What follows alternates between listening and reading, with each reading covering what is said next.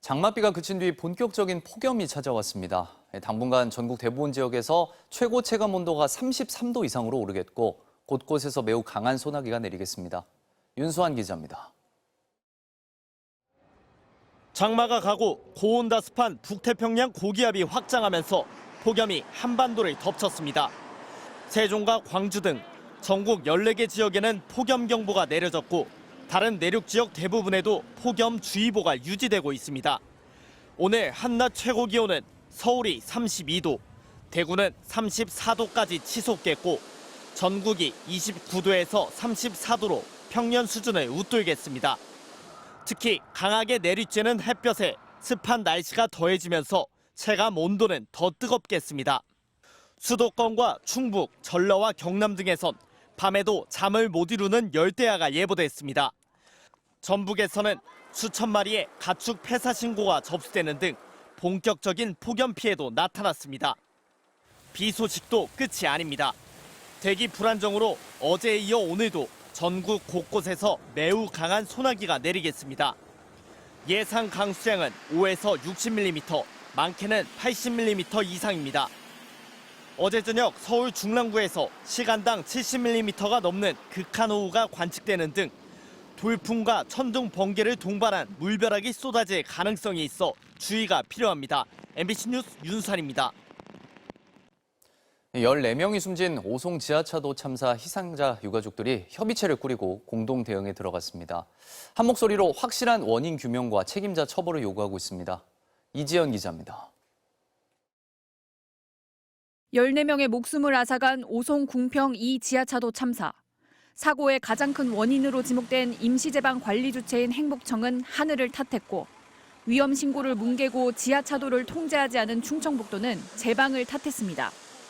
상황을 전파하지 않은 청주시는 자신들 일이 아니라며 발을 뺐고 교통통제 요청 신고를 받고도 다른 곳에 가 있었던 경찰도 억울하다 말합니다.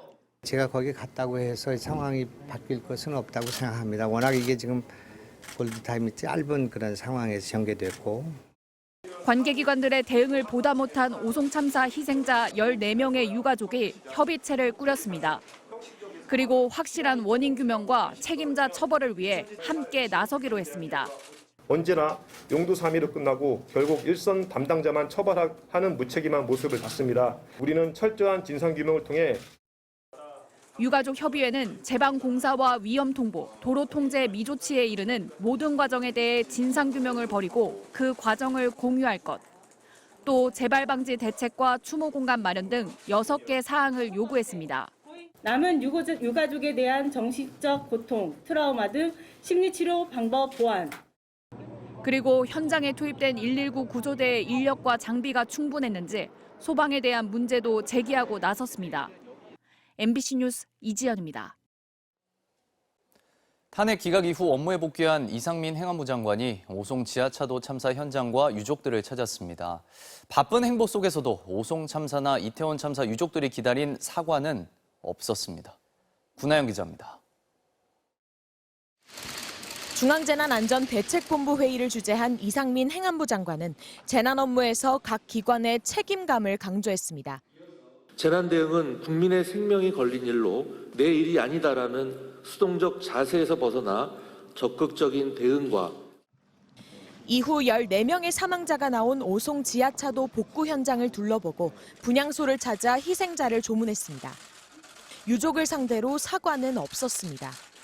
여기 왔다가 조문하고 간다. 그냥 보여주시려고 하시는 거지. 저희 유가족이 슬픔이나 정말 애도하는 마음이나 그런 거는 저는 없다고 생각합니다. 탄핵안이 기각되고 뜬 눈으로 밤을 지새웠다는 12구 이태원 참사 유족. 이 같은 모습을 진정성 없는 보여주기식 행보라고 비판했습니다. 많이 놀랐어요. 하루 수해 현장으로 달려가서 마치 지금까지 자기의 아무 책임이 없다는 것을 나타내는 것 마냥 그런 행동을 하고 마치 면죄부라도 받았다는 듯이 참사 책임자들이 원래의 자리로 돌아가는 현실이 우리 사회에 2차 가해를 부추기고 있다고도 호소했습니다.